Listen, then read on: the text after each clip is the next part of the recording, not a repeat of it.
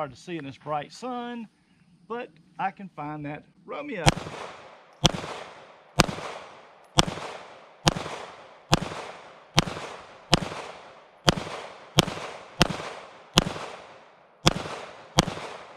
And we're shooting full power, 124 grain ammo. This is Remington ammo in here.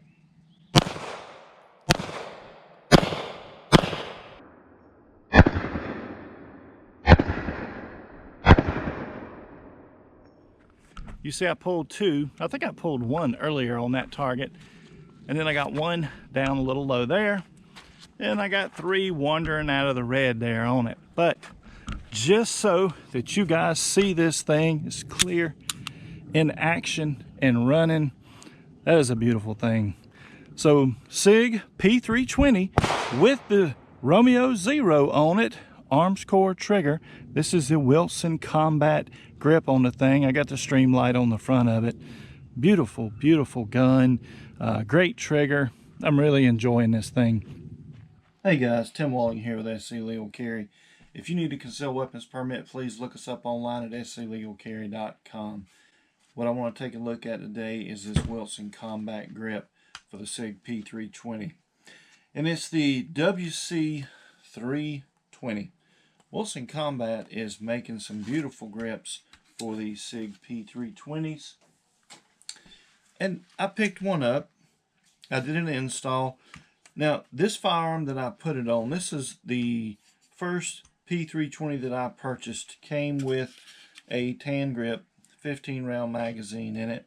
This is the compact version, the 3.5 edition compact version of the Sig P320.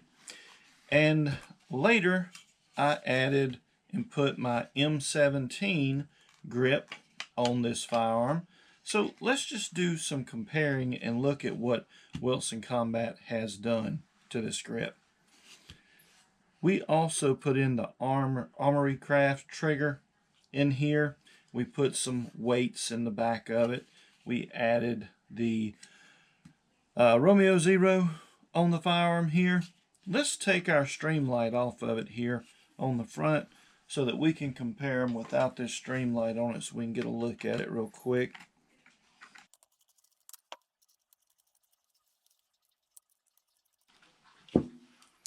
So our stream light, let's set it over here out of the way. I really do like this light, 600 looms, laser on the bottom. It's got multiple functions on that light. So the firearm is clear. We have checked it. No ammunition in the area here. So the Wilson Combat, it runs magazines in the firearm. And it'll also run the 21 round magazines in the firearm, all by Sig.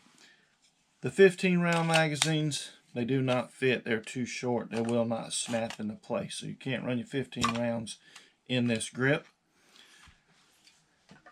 They made a lot of changes to this grip.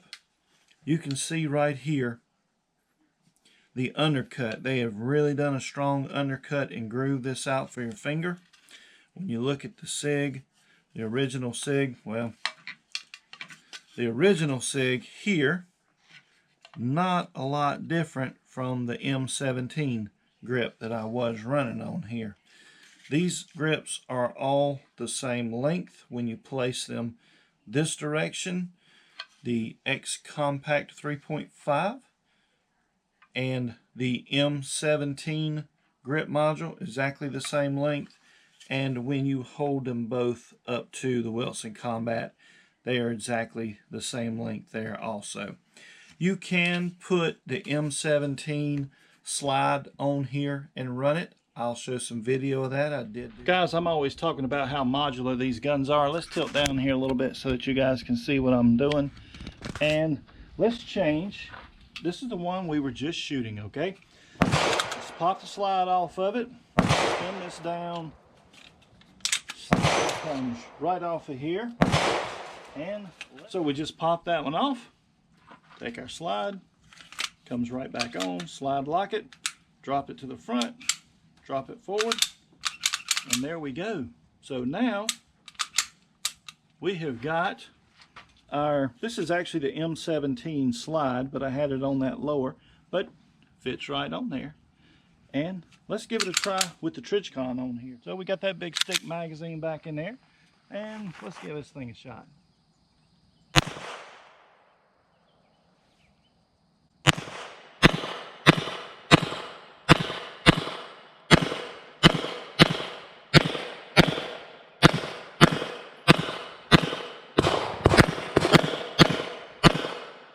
Let's see how this one ran. Let's just walk down here and check it out real quick. Yep, pulled a couple of those down, but pretty much we're still staying dead center with it. So there's the modularity between these firearms, between your Sig P320. That's what makes them such desirable guns from people, is the ability to swap and change parts and pieces and still run the gun. I would think the M18 would fit better. For me, you can see that when you put the M17 slide on it, it's an inch longer. So you're going to have some exposure here of the front of the firearm. I'm not crazy about that look on it, but it functions and works just fine. So the undercut, they've done a really strong undercut underneath here on the firearm. The grooves here in the side, look how high they come up with this square notch here, and the big groove they got cut in it here to access the magazine release right here. When you compare it to the original Sig, you can see that the M17, it doesn't come up as high across here. It is cut in right here, so it is grooved in, but not as much. The Wilson has got an angle. They start up here and they angle down right into the magazine release. So look at how they angle down and actually cut into the release here. And it actually does make it stick out a little bit further than your regular P320 grip does. Whole lot more comfortable. Your hand fits in there a whole lot better, and your thumb comes right down here to the magazine release. Whole lot easier to hit it and bump it out of there. And you'll notice they added this piece to the Sigs as they got going with them. Yeah, it's not on this grip. So the original grip, there's no piece here for your, this is where your slide lock goes right here. See how it's flat? On the M17, look at the piece they added right across here for your slide lock. Now, they don't have it on the Wilson, so it's missing from it. Now, I was having a problem with this firearm because when I was shooting it fast, sometimes I would bump the gun and make it slide lock open right here. They corrected that when they added this piece onto it. So you wasn't hitting it, you were hitting here, and it stopped me from slide locking it open. One of the ways I originally dealt with that is I cut the slide lock off. I just went in right there and sliced it off where it was flush. Still functioning, worked over here, but it was gone from over here. So to slide lock it open, I had to pull it back and push up with my finger. I don't have to do that anymore because of this piece they put on it. I have fired it several times. It was not an issue for me. I did not slide lock it open while I was shooting or while I was shooting fast with the gun. And hopefully the piece that they have, the ridge, the ledge they have here, will keep you from doing that while you're shooting.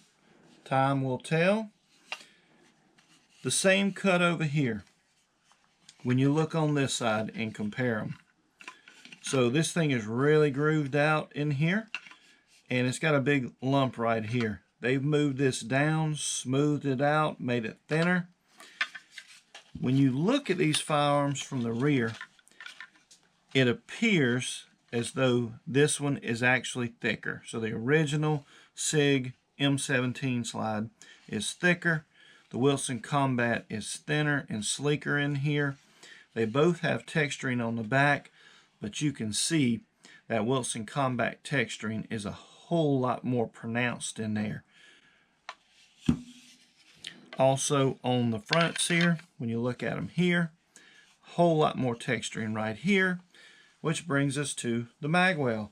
They've got a built-in magwell on the Wilson Combat that flares out here. Sig does not have on theirs. I really like that. I like magwells. I like that added space when you are coming forward and doing those magazine changes. Whole lot nicer having that little bit extra space coming up. Help you get that magazine in there, gives you a little more room to hit, make a mistake, but still go inside the firearm with it. Very nice feature on it. The back strap, the beaver tail, the tang, whatever you want to call it here. Look how they've cut that and rounded it in. They really cut it in deep here, and they flared this out more. So they've made this stick out a little further. So you can take a look at them and kind of compare the two here. You don't have as much of a cut here. And look at the difference in how these things flare out right here on the back of them. So what it does is it allows you to get a higher purchase on the firearm. The higher you can get here, the more you can control the firearm and you lower the bore axis of the slide as it's coming back. So Wilson Combat has made a lot of improvements. The color looks great on here also. The Picatinny rails, they've got four. So we've got 4 teeth here. There's only 3 teeth here on the original Sig. So they've added an extra so that you can put things, attachments onto the bottom of the firearm. And you can take a quick peek at it and see they just cut an extra one across here that Sig did not do while they were cutting this thing. So Wilson Combat has made a lot of improvements to it, and they have, I guess that would be like a starburst design there, or sun design, this rising sun sort of coming across. It's a really nice grip. I mean, to actually put it in your hand and grab it is just truly a whole lot more comfortable than what Sig has done when Sig made their original grips for this firearm. So Wilson Combat definitely improved that. I do like that aspect of it, like the undercut on it here. I love this piece. I really like it over here. Like how the magazine release sticks out a little more on the firearm. The color looks good. You've got some lines here that tend to match up here with your slide, with the angles cut in the slide. Now, just merely aesthetics makes it look better, and the magazine well. Really like it. Plus, we've got, and well, I'm not going to take this back apart. Maybe you can look right inside here. You can look right inside here and you can see the steel rods that I put in it. So these are tungsten steel, 3 rods that you can get, and you can slide those rods in, and I'll show how we put those in. Really, to put these weights in, so the left one goes over here. You guys see what I'm doing? So I'm just going to set it in, let it tilt forward, put this one in, let it tilt forward, put this one in, let it tilt forward. So remember, the red is on the right. Red one goes on the right when you do this. And now you want to get the silicone on the back. Let's tighten these up a little bit. You want to put the silicone on the back, not on the front of them. Let's take this guy, a little Allen wrench, and let's just send that thing home. Just gently press it down in there. My silicone, there we go. It dropped in. Silicone staying to the back. Slide it in. Let's see if we can get this big one in. Nice and easy. Oh, just give it a little push and it just drops. There. Push. Our steel, tungsten steel rods are in there now. Really easy to do. They add an extra 2 ounces of weight to the firearm to help balance it. Add weight back in here to help control the recoil on the gun.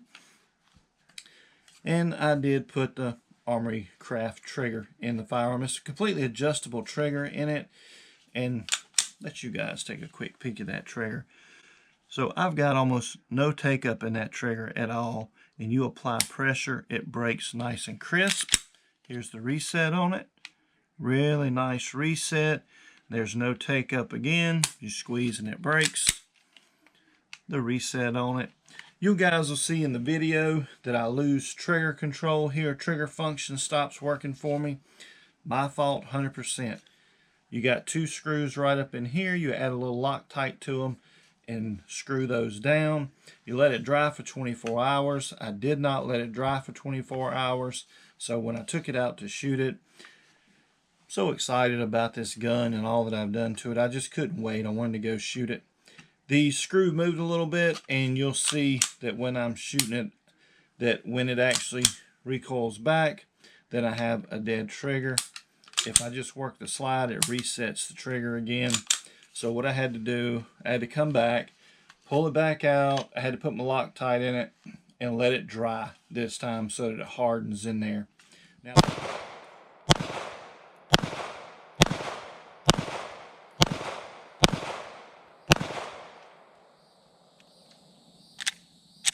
nope, had a dead trigger there for a minute. Not another dead trigger. One-handed. Yeah, let's don't do that. We got such a nice group. Dead trigger.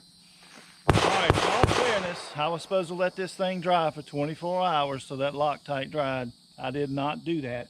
So obviously I'm going to have to do a little adjustment on that trigger. And we are clear. Now they tell you with this Amory Craft trigger to not use this trigger for concealed carry or home protection use. It is strictly for competition use and using at the range. Probably because of that, if one of these screws does come loose, you could lose that trigger function and you got a dead trigger on the firearm. And you wouldn't want that to happen in a situation where you're using something like this to save yourself and your family. So the Romeo Zero, I really like the Romeo Zero on here. Fits good on the gun, looks really good on the gun, and functions really well on this firearm.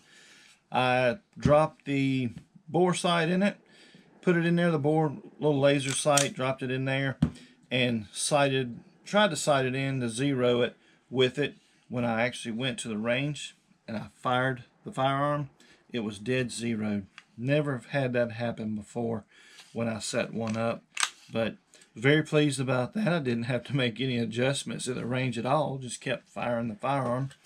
The Romeo Zero is very lightweight, has a plastic lens on it. I really don't see that as being a problem. When I concealed carry or when I use this in home protection, it is sitting in the case there. It's on my side. I'm not really rough on stuff. Now, if you work construction, pour concrete, things like that with it, you may have to think that over a little bit if you're going to bang it and beat it too much. I say that, I don't know what it can take. I'm not going to take it out and do drop tests on it or beat it or bang it around or anything. I just know I'm really not that tough on optics and my firearms. So it should last and be fine for me. It has an extremely long battery life. I can't remember exactly how long that battery life is supposed to be. The battery is in the bottom though. You'll have to remove these 2 screws and take it off.